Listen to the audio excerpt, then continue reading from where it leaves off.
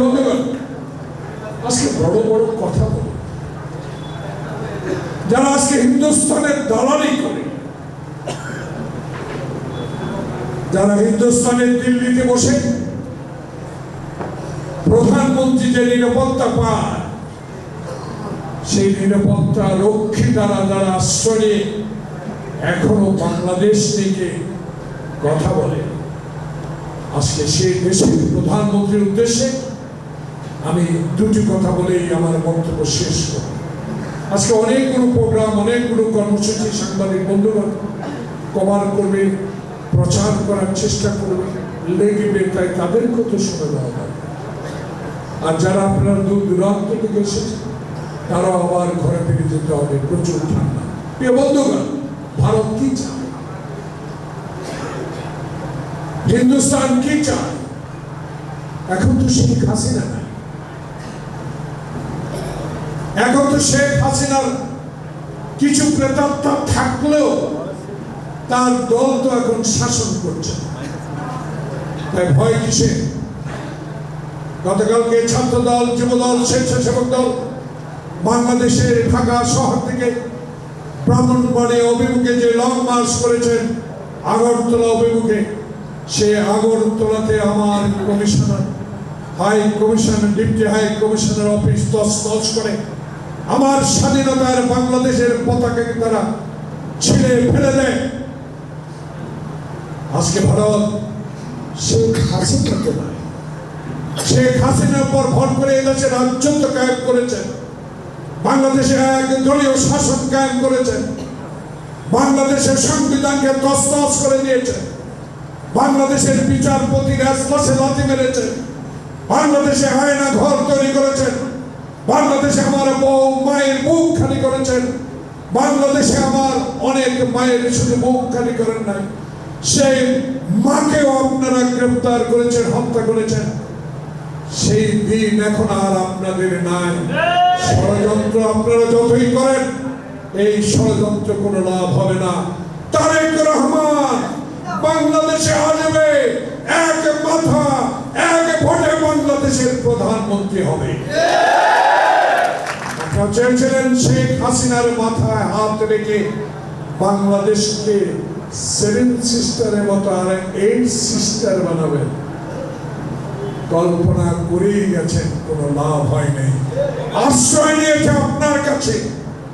যদি সত্যি আপনি গণতান্ত্রিক দেশ হন, সত্যি আপনি যদি বিশ্বের দ্বিতীয় বৃহত্তম দেশ হয়ে থাকেন জনসংখ্যার দিকে, আপনার উচিত ছিল শেখ হাসিনাকে আশ্রয়ের পর যখন তার পাসপোর্ট শেষ হয়ে গেছে, তাকে 1 মিনিটের জন্য দেশে না রেখে যদি ডক্টর ইউনূস সরকারের কাছে হস্তান্তর করতেন, তাহলে আমরা বিশ্বাস আপনাকে করতাম আপনি বাংলাদেশের মানুষকে সম্মান করেন।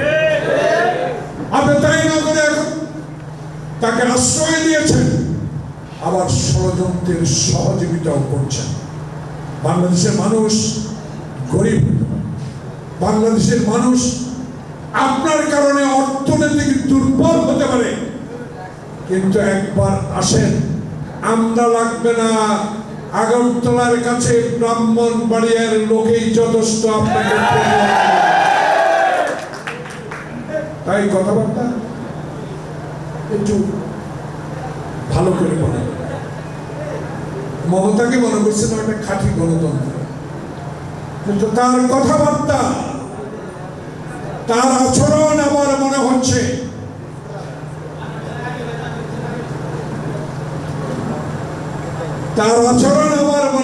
শেখ হাসিনা পক্ষে কথা বলার চেষ্টা করছে।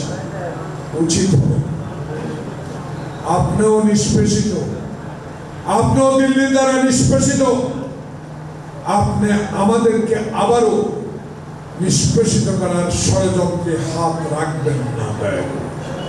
তাই আজকে ভারত দয়া করেন, ভালো হয়ে যান, বাংলাদেশকে নিয়ে মাথা গেলাবেন। কারণ ডক্টর ইউনূস বলে দিয়েছে পাশেই 7 সিস্টার। আমরা মাথা কামাতে চাই না। আমার দেশ স্বাধীন দেশ, আমি স্বাধীনভাবে বাস করতে চাই, আমি স্বাধীনভাবে নির্বাচন করতে চাই, আমি গণতান্ত্রিক পরিবেশে নির্বাচন করতে চাই, কারো হস্তক্ষেপ কামনা করি না। যে হস্তক্ষেপের দ্বারা 2014 সালে শেখ হাসিনা ভোটারের বিল ভোট করে বাংলাদেশে শেখ হাসিনাকে ক্ষমতায় বসে দিয়ে বাংলাদেশের গণতন্ত্রকে ধ্বংস করে দিয়েছেন। বাংলাদেশের হাজার হাজার কোটি টাকা আপনি লুট করে নিয়ে গেছেন। আজকে আমরা খেতে পাই না, আজকে আমরা এলসি করতে পারি না, আমাদের ব্যবসা বাণিজ্য আপনি বন্ধ করে দিয়েছেন। আবারও আশ্রয় নিয়ে তাকে বাংলাদেশে ফেরত এনে ক্ষমতায় নিতে চান হিন্দুস্তান, কশ্চিন কালো হবে না। হতে আমরা দিব। আমাদের জওয়ান ভাইরা, আপনাদের মতো আমরাও জওয়ান ছিলাম, আমরাও খালি পায়ে হাফ প্যান্ট পরে শয্যার নিচে যুদ্ধ করে দেশ স্বাধীন করেছি। 22 পরিবারের বিরুদ্ধে আমরা লড়াই করেছি।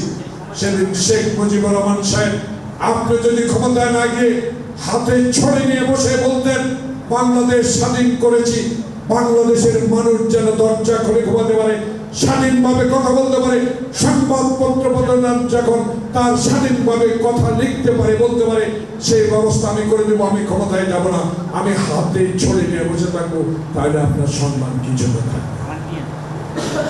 সেই সম্মান আপনি নিজের হাতে শেষ করে দিয়েছেন।